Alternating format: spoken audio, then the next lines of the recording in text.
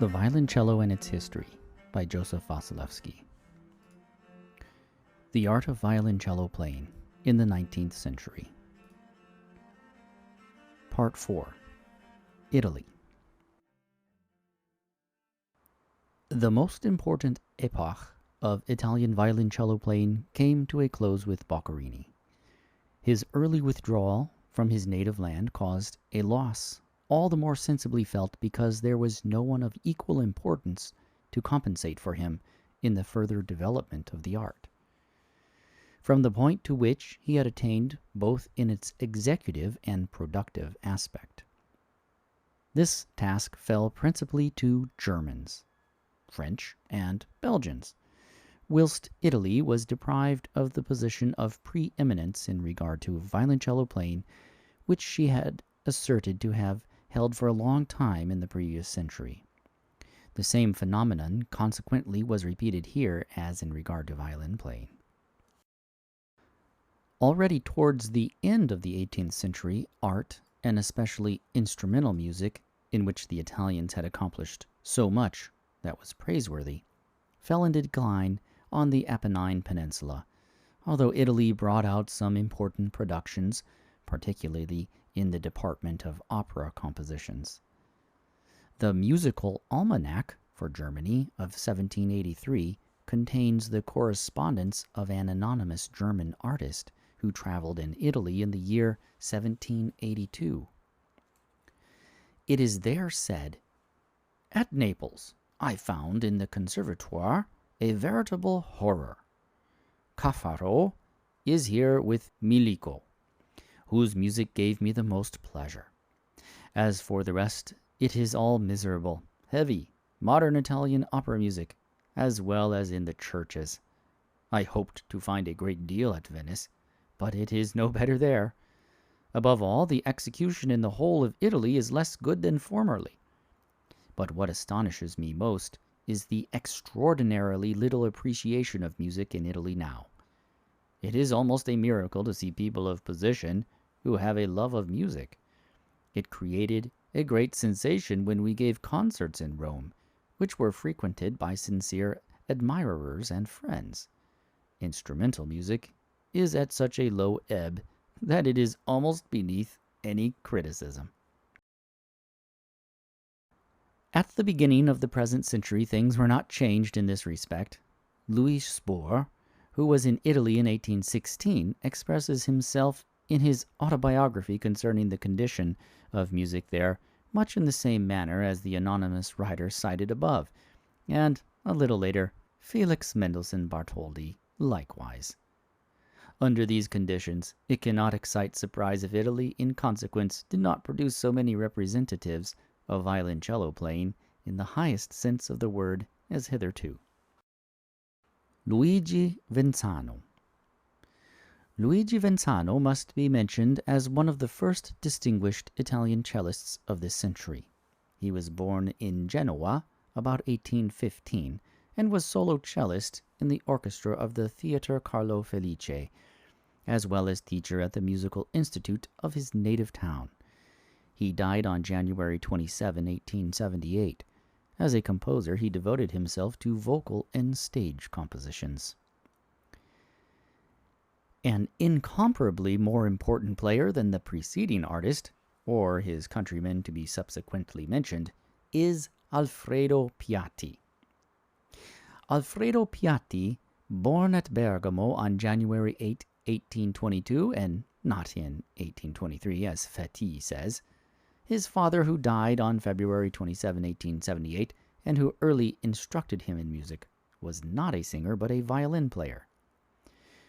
The boy soon decided for the violoncello, on which he received his first lessons from his great-uncle Zanetti, who was engaged as music master at Bergamo. Later he was sent to Milan for the benefit of the conservatoire. Here the excellent violoncellist Merighi conducted his further education.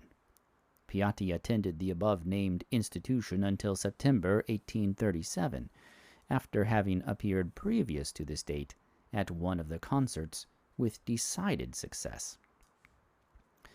In April 1838, he gave a concert of his own in the Teatro della Scala at Milan, with the profits of which he supplied himself with the means of undertaking a concert tour.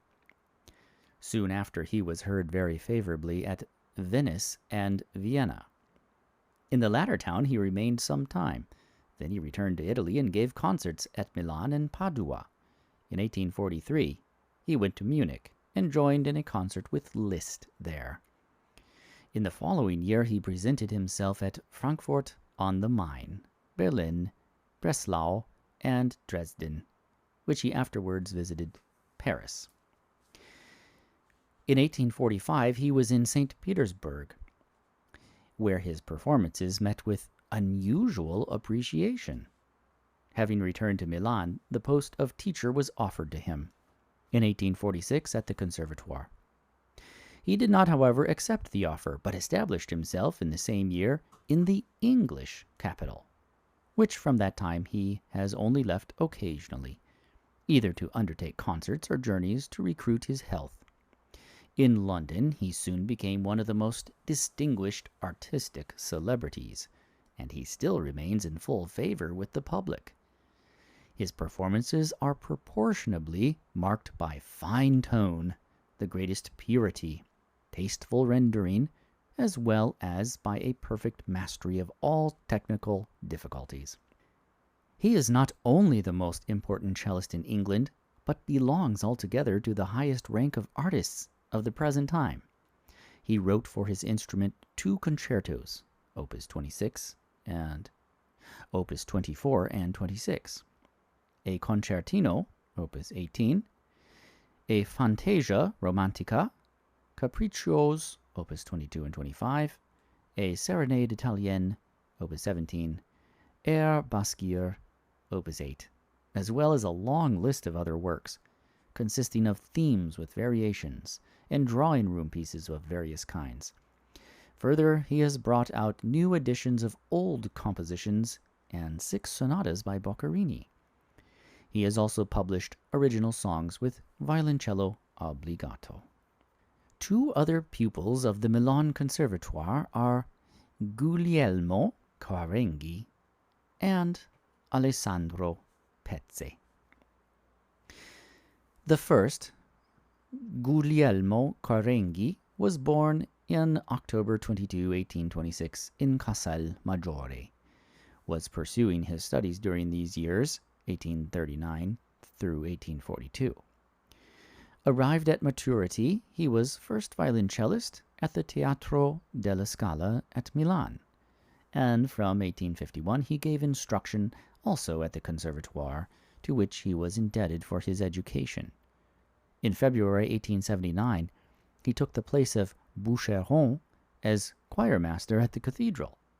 He enjoyed this position only a few years, for he died February 3 or 4, 1882.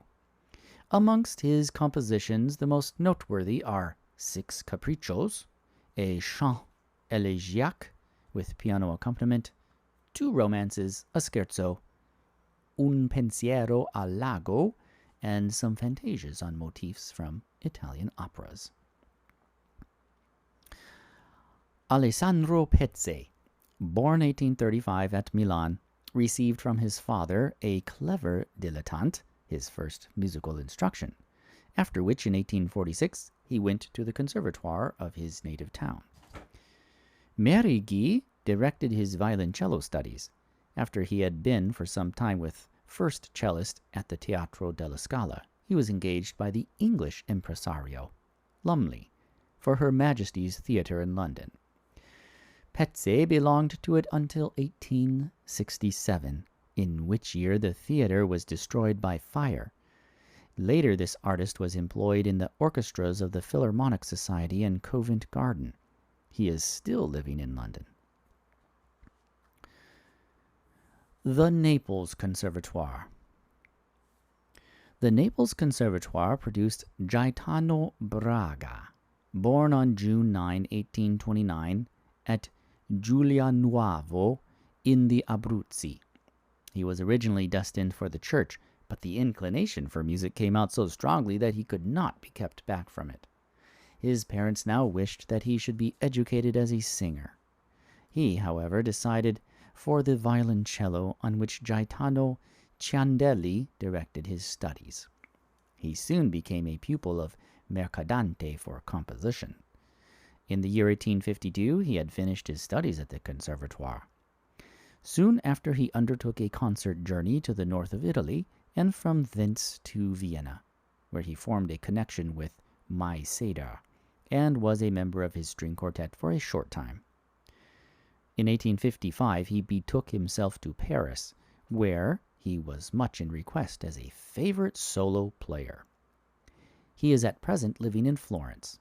As a composer, Braga devoted himself by preference to stage compositions.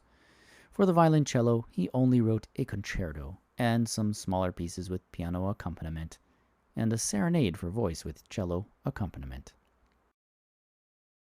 Other Italian violoncellists at the present time worthy of notice are Ronchini and G. Magrini in Milan, Pini in Venice, Serrato in Bologna, Toscanini in Parma, Sabolci and Castagnoli in Florence, Furino in Rome, Centola in Naples, Montecchi, who lives at present in Rennes in Bretagne as a music teacher, and Mattioli, now in Cincinnati.